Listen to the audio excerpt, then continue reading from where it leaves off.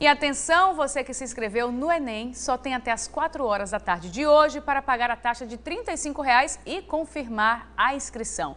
E por falar em Enem, eu estou aqui com um especialista nesse assunto, é o educador Matheus Prado, que está em Natal para passar algumas dicas preciosas para estudantes e professores. Bom dia, Matheus. Bom dia, Emily. É um prazer estar na Terra do Sol e das Dunas. Estou muito feliz de estar aqui. É uma terra que eu tenho muitos seguidores, né? E até por isso você espera hoje casa cheia para passar essas dicas, até porque hoje acaba o prazo, vai chegando mais perto. Já tem muita gente nas redes sociais, muita gente falando que vai estar presente. Eu fiz questão de, como eu estava aqui, pedir para fazer uma palestra aberta para que todo mundo tivesse possibilidade, quem é de escola pública, para que isso não ficasse só para alunos de escolas particulares, né?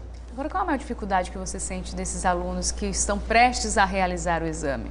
Então, é entender a diferença da prova, né? Porque o Enem é diferente do vestibular convencional. Todo mundo sabe que é diferente, mas as pessoas não sabem no quê.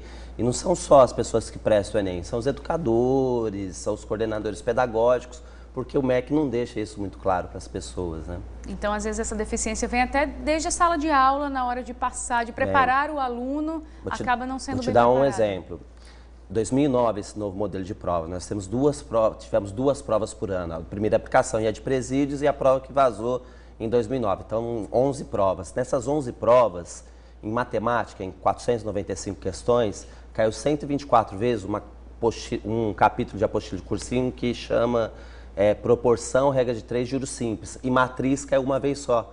Então, tem muito professor dedicando a ensinar matriz, que é quase impossível cair, para aluno que não sabe regra de 3. Modernismo caiu 40 e poucas vezes, realismo caiu 2. Então eu costumo dizer que estão ensinando análise sintática da frase para quem não sabe ler e escrever, ou equação de 20º grau para quem não sabe fazer aí uma conta de regra de 3.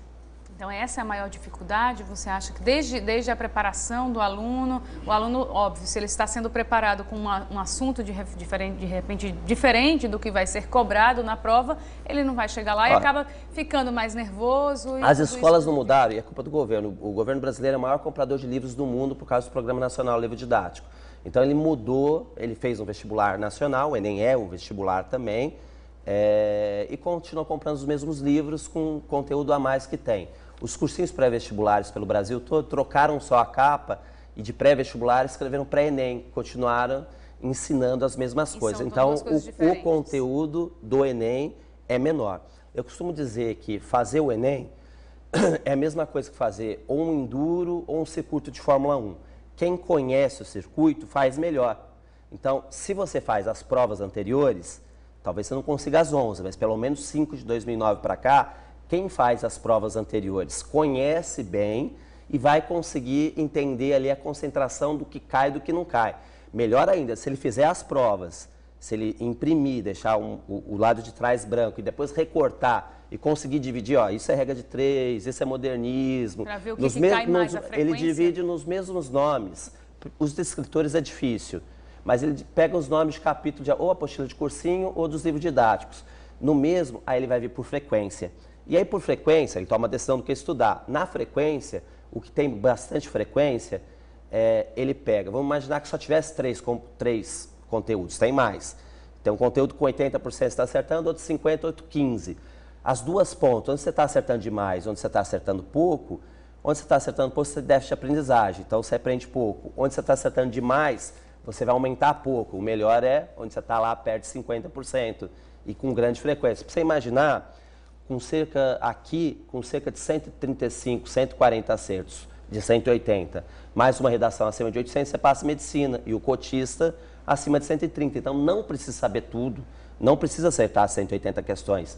E é sempre impossível saber tudo, mesmo ou do Enem ou de vestibular tradicional. Agora, existe uma prova ideal? A do Enem ou a do vestibular, que seja? A prova do Enem é melhor do que as provas, ela aproxima. Como ela tem menos conteúdo, ela aproxima o estudante da escola pública e da escola privada, mas todo mundo dá um passo à frente. O passo fica menor, porque ela é mais fácil.